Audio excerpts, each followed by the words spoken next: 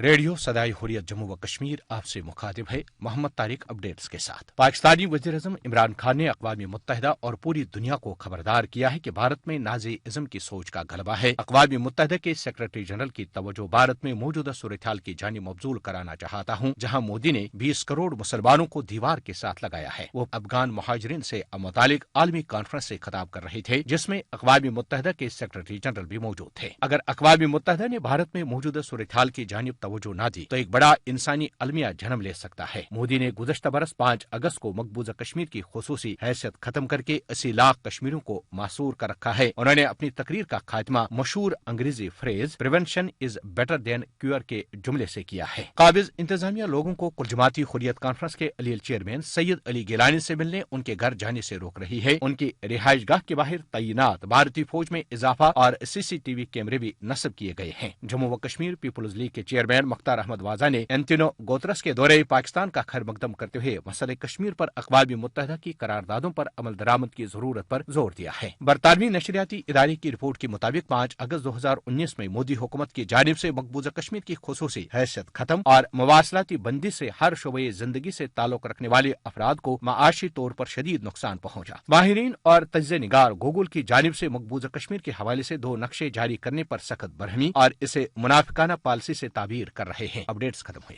ہندوستان میں حکمران بھارتیہ جنتا پارٹی ایک انتہا پسند ہندو جماعت ہے جو بھارت میں اقلیتوں خصوصاً مسلمانوں کے خلاف ہر وہ حربہ آزما رہی ہے جسے مسلمانوں کو بے دست و پا کیا جا سکے۔ مسلمانوں کو آج تک بھارت میں بہت دکھ اٹھانے پڑے جو مسلسل بڑھ رہے ہیں، لیکن انہی حالات میں بھارت میں رہنے والے ہندو میں ایسے صاف گو اور حق کی بات کرنے والے افراد اب بھی موجود ہیں جو مسلمانوں کی بھرپور وکالت کرتے ہوئے نظر آتے ہیں۔ انہی افراد میں JNU کے سابق اسٹوڈنٹ لیڈر ڈاکٹر کنیا کمار کہتے ہیں کہ آپ کو قرآن کو ماننا ہے کہ سمویدھان کو ماننا ہے، تو آپ صاف صاف کہیے کہ ہم قرآن بھی مانیں گے اور سمویدھان بھی مانیں گے۔ اور آپ بتائیے کہ اس دیش میں 2 پردھان منتری کی ہتیا ہوئی، کسی مسلمان نے ان کی ہتیا کی؟ اس دیش میں گاندھی کی ہتیا ہوئی، کیا کسی مسلمان نے ان کی ہتیا کی؟ اور آپ کہتے ہیں کہ مسلمان کے ہونے سے جو ہے ہمارا حق ادھیکار چھینا جا رہا ہے، تو ان کو بتائیے کہ اس دیش کے بھیتر مولانا ابوالکلام جو ہے وہ پہلے شکشا منتری بنے تھے، اس کے بعد کتنے شکشا منتری مسلمان بنے یہ مجھے بتا دیجیے، کتنے SP اور DM مسلمان بنے ہیں یہ مجھے بتا دیجیے، کتنے جو ہے بڑے آفیسر جو ہے مسلمان بنے ہیں یہ مجھے بتا دیجیے۔ مسلمان تو وہ کام کر رہا ہے جو کام آپ نہیں کرنا چاہتے ہیں۔ مسلمان پنچر لگا رہا ہے، انڈا بیچ رہا ہے، کاشتکاری کا کام کر رہا ہے، چھوٹے موٹے روزگار کر رہا ہے، ادیوگ دھندے کر رہا ہے،